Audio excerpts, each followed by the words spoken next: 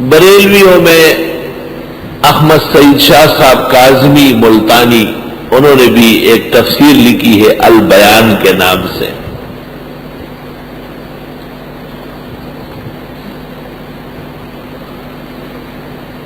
کاظمی صاحب بدعتیوں میں غزالی، رازی اور بہقی کہلاتے تھے، اندھوں میں کانا راجا۔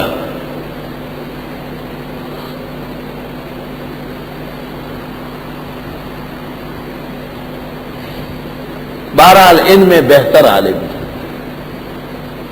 میں ان کے پاس گیا ہوں، مشہور حدیث یا جابر ان اول ما خلق اللہ نور نبی کا، جس پر بریلویوں کا پورا ایمان ہے، مصنف عبدالرزاق کے حوالے سے میں مصنف کی 11 جلدیں لے کر گیا کاظمی صاحب کو۔ میں نے کہا آپ بریلویوں کے غزالی، رازی اور بہقی ہے، آپ بتائیں اس میں ہے یہ حدیث؟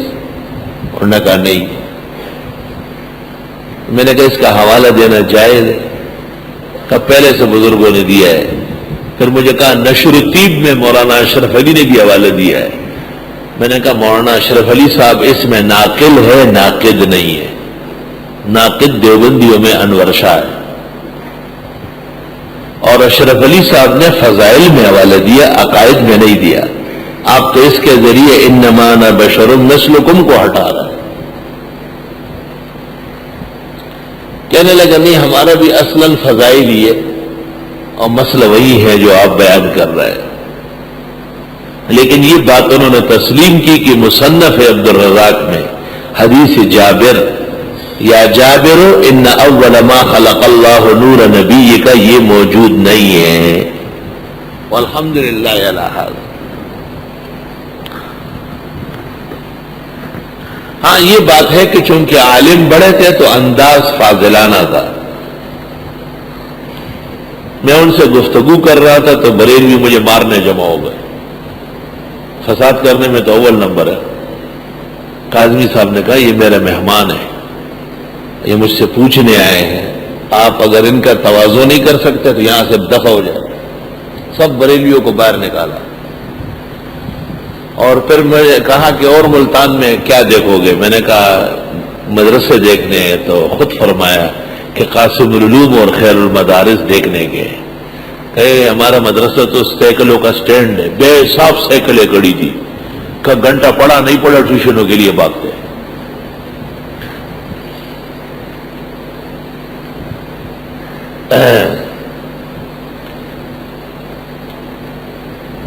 ان میں ایک اور بھی پارٹیکولر خان پیدا ہوا ہے، یہ میرے سامنے رہتا ہے نعیمیہ میں،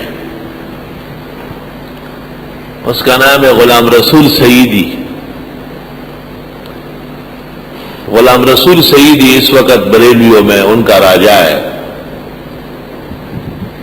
پارٹیکولر خان دے زور پسی زکور تتلو اور پسی رانم دن اور میرا دے وش چگے اخی اوپا سیدھے بار بہت شور شرابہ کیا۔ تو ایک دن میں ان کے گھر گیا، اس نے تفسیر لکھی التبیان کے نام سے، 5-6 جلدیں آئی ہے، لیکن یہ بات ماننی پڑے گی کہ مولانا میں علمی اطمینان آیا ہے، اور کئی سینکڑوں مسائل میں خان صاحب بریلوی کا موقف رد کر رہا ہے کہ غلط ہے۔ میں نے کہا اسے کہ جو تکفیر ہے اس میں بھی اپنے اخلاص دکھاؤ نا۔ میرے پاس 1-2 بار یہاں بھی آئے ہیں۔ خیر پہلی مرتبہ جب میں گیا تو ان کا ایک ناظم مدرسے کا اقبال نعیمی نام ہے اس کا، وہ میرا جاننے والا تھا، سیرت کے جلسوں میں ملاقاتیں ہوئی تھی۔ تو میں نے کہا آپ کے شعر ببر نے توضیح البیان لکھی ہے مولانا سرفراز خان کے خلاف، وہ ہمیں بھی ایک نسخہ دے دیں۔ کہا آ جائیے، کل آ جائیے۔ صبح میں گیا 9-10 بجے کے قریب، جب میں اندر داخل ہوا تو تربوز کٹ رہے تھے اور لسی کی بالٹیاں یوں اور یوں چل رہی تھی، دوڑ رہے تھے لوگ۔ میں نے سمجھا کسی کھانے پینے کی مارکیٹ میں آیا ہوں، تو میں نے پوچھا کہ یہ کون سی جگہ ہے؟ کہ یہ دارالعلوم نعیمیہ ہے۔ شاباش۔ اچانک اقبال نعیمی سے السلام علیکم، بہت خوشی ہوئی، اچھے دن میں آ گئے ہیں۔ میں نے کون سا دن ہے آج؟ کہا آج ابو بکر صدیق رضی اللہ تعالیٰ عنہ کا وہ تیجا تھا. میں نے کہا تھوڑا سا شربت و تربوز ذرا ہو جائے. باہر دنیا کو پتہ نہیں اندر ابو بکر صدیق کا تیجا ہو رہا ہے. خیر جی مجھے کہا کہ آئیے علامہ سے ملا لیتا ہوں. علامہ دارالحدیث میں بیٹھے تھے, 8-10 لفنگے بیٹھے تھے سامنے, اکثروں کی داڑیاں غائب, انگریزی بال جیسے بدعتیوں کے طلباء ہوتے ہیں, اور وہ تربوز کھا رہے تھے, وہ داڑھی پر بہ رہا تھا اور ٹیک لگائے ہوئے تھے. میں نے دیکھتے کہا قال رسول اللہ صلی اللہ علیہ وسلم لا آکل متکئا. مناظرہ کرنے میں نے کہا مناظرہ تو نہیں ہے, حدیث سنائی. اس کو کوئی مناظرہ کہتے ہیں؟ آپ کے یہاں حدیث کو مناظرہ کہتے ہیں؟ آپ ہی جو کتاب پڑھا رہے ہیں بخاری, یہ مناظرہ کرا رہے ہیں طلباء سے. اقبال نعیمی صاحب کہتے ہیں یہ سب آپ کی لائن ہے, سب آپ کروا رہے ہیں. مجھے کہتے ہیں آپ آ جائے, آپ آ جائے. میرے لیے اچھا نہیں ہے, بدمزگی ہو گئی. خیر کتاب دے دی مجھے. پھر دوبارہ اس سے میں بغیر ان کے اطلاع کے ان کے پاس گیا اور ان کی کتاب لے کر کے گیا. میں نے کہا یہ آپ نے لکھا ہے؟ یہ کیا لکھا ہے؟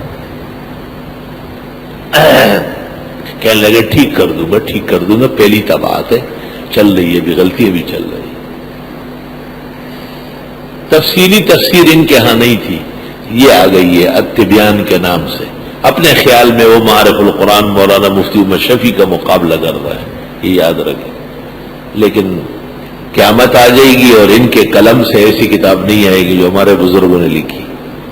اللہ کی مدد نہیں بدعتی کے ساتھ. پیرانی پیر شیخ عبد القادر غنیہ میں کہتے ہیں جس نے اللہ کے سوا اوروں سے مدد مانگی اور جس نے نبی کی سنت کے علاوہ بدعت ایجاد کی, فَأَبَادَ اللَّهُ عَلَيْهِمُ الْخَضْرَاءَ, اللہ ان کی آبادیوں کو کنڈرات میں تبدیل کر لے, یعنی اللہ انہیں غرق کر لے. پیرانی پیر شیخ عبد القادر غنیہ, اباد اللہ. میں اپنے مقام پر انشاءاللہ اس کا عبارت لکھواؤں گا آپ کو.